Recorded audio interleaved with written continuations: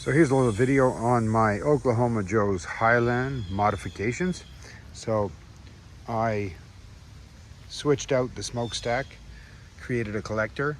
The welds are absolutely awful, but you know, I've never welded before, and we did okay. The original smokestack came out here. It was a 3-inch. This is a 4-inch. I didn't want to overkill it with the inlet, which is not super large. So that is actually just capped. So instead of removing it completely, I used it as basically a cap and an extra support for the smokestack. Transferred the damper up here, which works the same as the original did.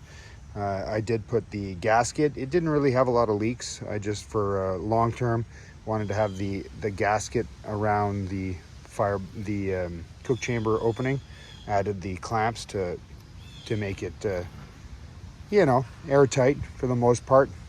Obviously the original thermometer is still where it was, and it reads quite a difference, but this has been rocking now for about 2 hours on a test burn, and you could see that with my 2 probes, and I'll show you inside the cook chamber after, I'm only getting about 2-degree difference from about here inside one potato and here the other one. I do have a water pan, and I built a baffle.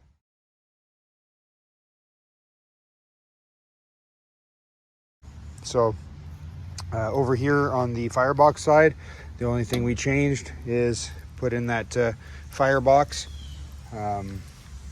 stainless steel firebox, and there's actually fire bricks around the outside of it and just underneath. Not completely, because of the new Oklahoma Joe's setup is a pull-out fire tray. So you can see here right now that my damper is completely open, and I actually, in this case, have just cracked the pull-out tray for the ashes, the ash tray.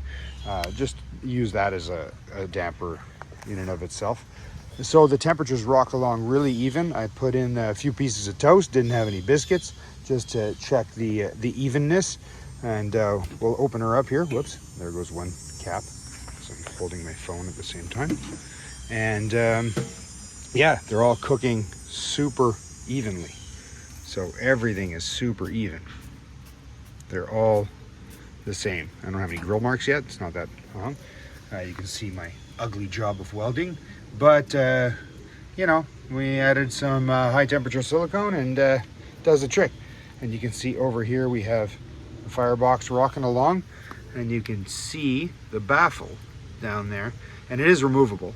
I did pierce the bottom side of it to get some heat from the underside, but this is rocking super well. So the heat's coming up right in front of this water pan, collecting along the top, and then going back down to the collector and up out of the chimney, the stack.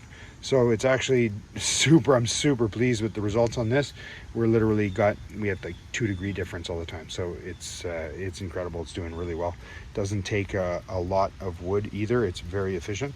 So really happy with these mods on this, you know, Oklahoma Highland. That's it.